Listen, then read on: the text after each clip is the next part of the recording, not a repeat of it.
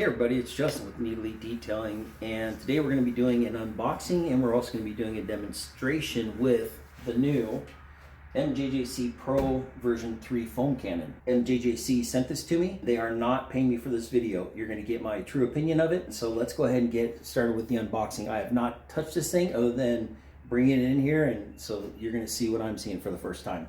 Okay, starting with the packaging. Packaging looks really good. It's nice and sturdy. You know, nothing special. It's a box, but it is a well-built box. Go ahead and open this thing up and see what we get. Okay, so I would say it's packaged very nicely. They even have the foam inserts that curve around the foam cannon. It comes with operating instructions, which we'll set to the side for now. We have the bottle. Okay, then we have the top connector, and then we have a tube, and then it looks like it has a couple different orifices, I guess you could say. Other than that, nothing much more to say about it. Packaging is nice. Setting that aside, okay, so yeah, okay, cool. Container looks good. It has kind of a silvery look to it. However, it is translucent, so you'll be able to see through it. Hopefully you can tell on camera. Yeah, so you can kind of see a little bit. This is really nice wide mouth. Gotta love that about that. On top of that, it has these grips right here, which are pretty slick. It actually fits really nicely in the hand. Not that that matters, but it is a nice touch for sure. And on top of that, the thickness of it, I mean, it's definitely rock solid. I'd say this is a big improvement from the last bottle that they used. As far as the top goes, so it comes with looks like a 1.25 millimeter orifice. And it looks like it comes with a couple more, but let's focus on this for a minute. It looks like the valves on top. Anybody that's had foam cannons knows that you'll get some water splashing through the vent holes. It looks like these vent holes are actually valves. So what that should mean, and we're going to test the theory, is that water shouldn't come up through it, which to me is actually a nice touch. That way you're not getting stuff all over your bottle. The only product that you should be seeing coming out of anywhere would be at the tip. Speaking of the tip, it looks like they're using the same style of blades. Let's see what we got here. Okay, so if you hopefully you can see that. This right here adjusts your fan.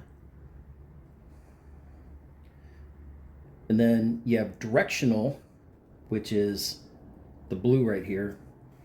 So you can turn it in any direction you want. So it's continuous movement. So you can turn it this way, you can turn it 45 degrees, you can turn it perpendicular. And then on top, this right here would adjust your amount of foam or amount of product that you're going to use from the bottle. And this feels really well made. Yeah, quite well made. It appears that this is stainless steel. Looks like the orifice is brass. Yeah, I mean, it feels solid. They even laser inscribed the MJJC logo on the stainless right there. Maybe the underneath side. This is a very robust piece. So this right here, just from the looks of it, is very well made, very solid, you know, nice and thick. You know, it looks like we have some more stainless with some brass on the outside. See how this thing fits on here. There you go. Very nice. So looks like not even well, let's see here. Just under a quarter turn, roughly. So we'll call it a quarter turn. And when it seats, I mean, it's absolutely solid. Yeah. So far, so good. Feels really good. Looks good. Even the knob is made of a nice thick plastic. Yeah, so far, build quality wise, it looks really good. It also comes with, this would be the adapter for your pressure washer. So stainless steel here, and then brass for the rest of it. Also comes with a couple of extra O-rings. So there's one here and another one here. So that's always good if you ever need to replace them. I will say I've never had to replace an O-ring in a foam cannon, but if I ever had to, at least I have spares, right? All theoretically we should have to do to use this thing is to put this on here. Should be able to hand tighten it. And that's it. That should be all you need. This is also a very well made piece of plastic, nice and thick. Yeah, it's all metal on the inside, so I would say the most important parts are metal. We then have another pack here, and in here we have this tube. So what this tube is, it has this ball on the end. It's obviously a weighted metal ball. When this is in your foam cannon and you tilt your foam cannon. So I guess we can just put in here, for example, hopefully you can see it. If you're like this, it's picking up everything right there, and as you turn, it goes to wherever the water is.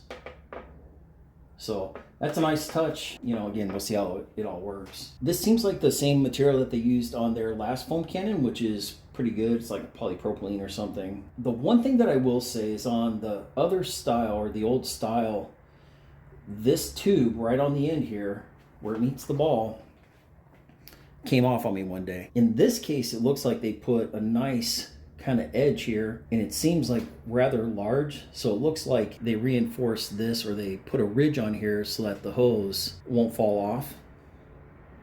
Seems pretty good. And so all you have to do when you get this thing is plug this into this. On here you can see that they also have a recess back there, so once you get this thing on there, it should hook onto that back there. In other words, there's a sharp on the back, and this will kind of grip onto it. Now I just need to see if I can get it on there.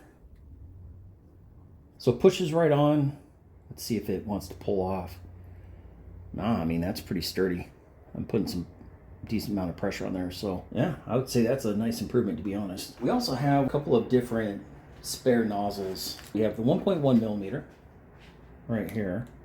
Then we have a 1.35, and I believe what was in there is a 1.25. So you get all three. You would use a larger one for larger flow machines. You'd use the smaller ones for lower flow machines, meaning lower flow pressure washers. Then it also comes with, looks like 3 spare screens, or I don't know what you'd want to call these, but this is what actually kind of produces the foam. So you have a couple of different mesh. These look like they're metal. This looks like a foam. So as the solution goes through these, that's what creates the foam. And those are located inside here. Looking at the instructions, I would say it looks pretty self-explanatory. They're saying in the box 1.1 millimeter, but it actually came with 2. Okay, so it says right here, the 1.25 orifice pre-installed on the foam lance is compatible with pressure washers of up to 2200 psi. In the event the foam cannon dispenses moderate or low density foam, swap it with the 1.1 millimeter. So lower pressure, you'd want the smaller nozzle. I think that's pretty self-explanatory. And then it gives some instructions on how to remove it. There's like a little screwdriver slot. You just remove it with a screwdriver and then put in the new one. So it just gives you some instructions here. I kind of already went over that. The next part of it, they're kind of explaining how to use their snow foam.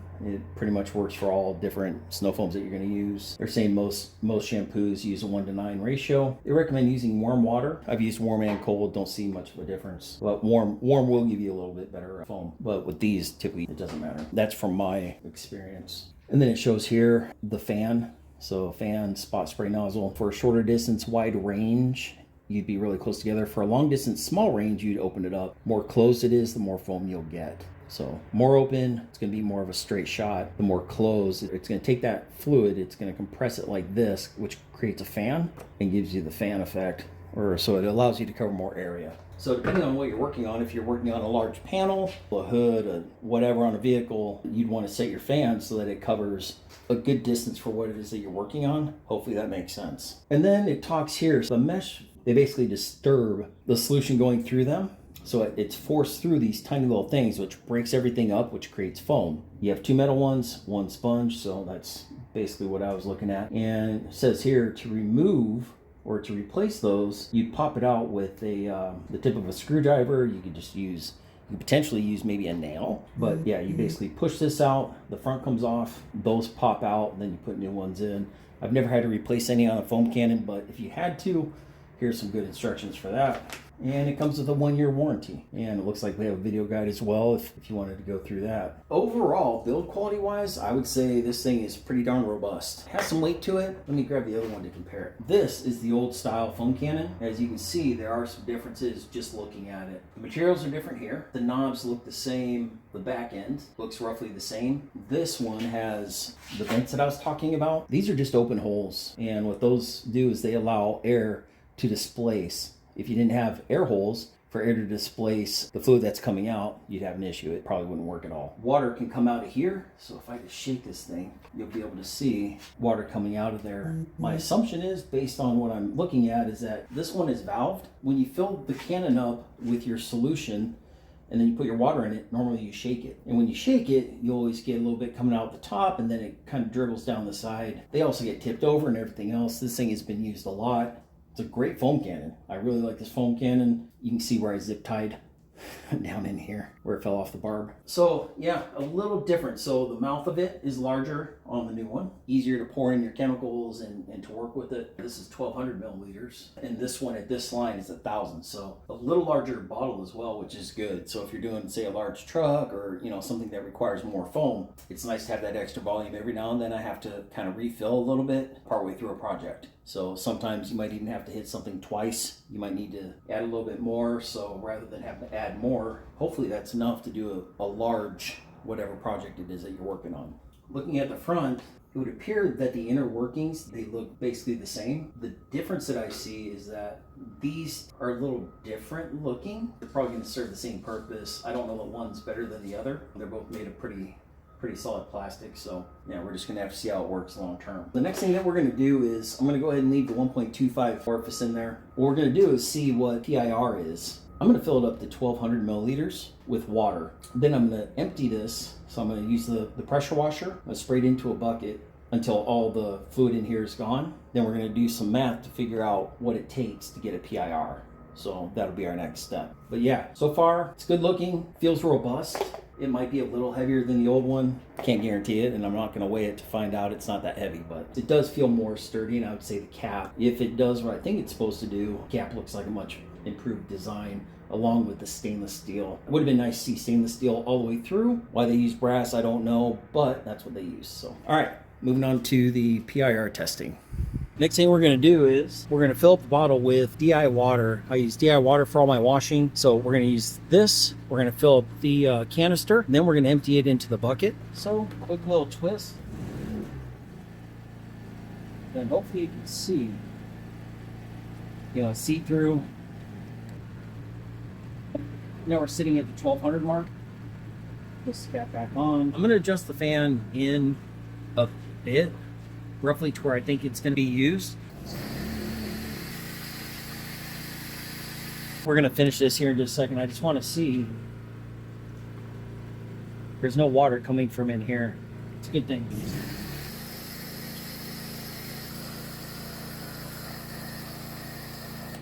Now she's emptied out. To figure out PIR, if you had a scale, you could do it that way. What we're going to do is we're going to use this measuring cup, and I'm going to fill it up, and then I'll dump it in. We'll count how much water is in there. Then that'll tell us what we need to use for our math for our PIR, which is panel impact ratio, and we can go over that some more. So we're going to fill it up to the 1 liter mark, which is right here. Then we'll just keep dumping until we get the full volume.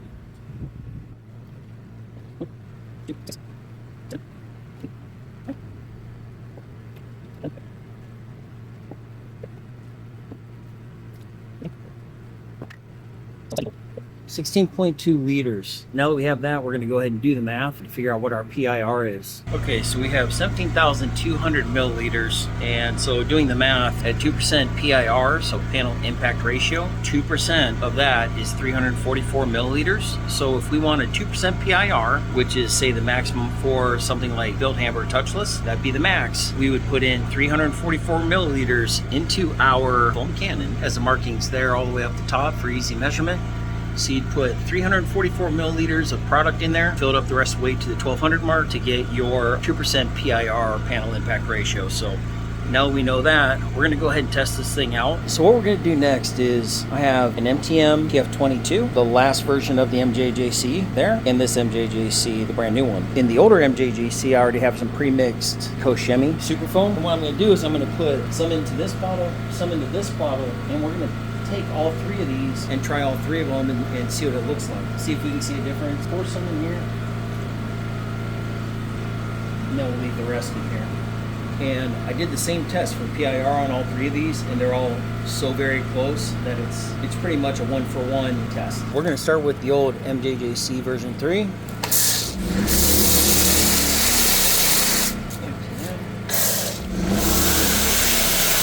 And then the Pro version. Looking at all three, the way that they sprayed on there, there's the old MJJC, there's the PF22, And then here's the new one. Let's take a look at the foam down here. It's all kind of dripping. Very thick, shaving cream looking.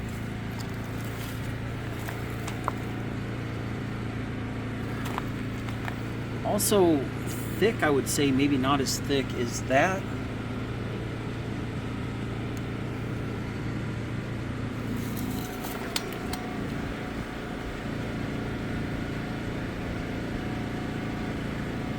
The other MJJC looks about the same as the M22. So let's kind of see how this stuff dries on the surface here.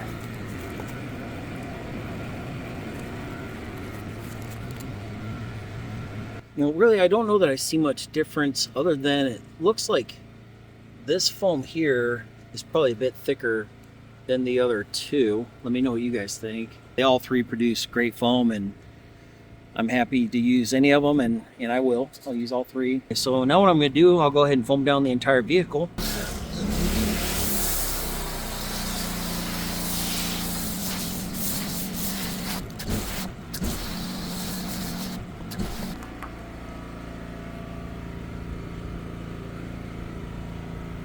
Here's kind of a close-up at the foam.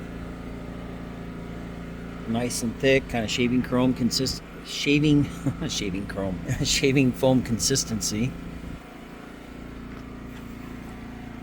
Yeah, nice and thick.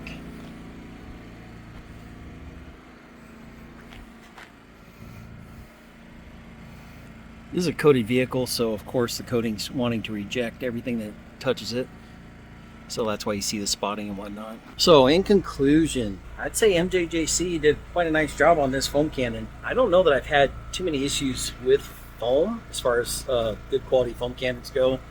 I don't know that the foam is any more or less. It might be a little thicker. It feels robust. It's made from great materials. Yeah, I mean, I don't have any complaints. I like the wide mouth of it. I also like that you don't have a bunch of, hopefully you can see this here, when you shake this up, it's nice not having any solution coming out onto the cap or anything. So as you can see, the outside is just wet from water from earlier, but there's nothing on the cap. So to me, that's a big plus. Less mess. I would say MJJC did a great job. Nice job on this one. Do I recommend it? Absolutely. I would say it's, in my opinion, it's much more robust than the PF22 and also the version 3 of the MJJC, the non-pro. And on that note, hats off to MJJC, another great product. If you're interested in purchasing this, you can look at my link below in the description for a discount on it, and I get a small portion of that if you do end up buying it through there. Otherwise, I hope you have a great one. Thanks for watching, and we will see you on the next one. Take care and keep it neat.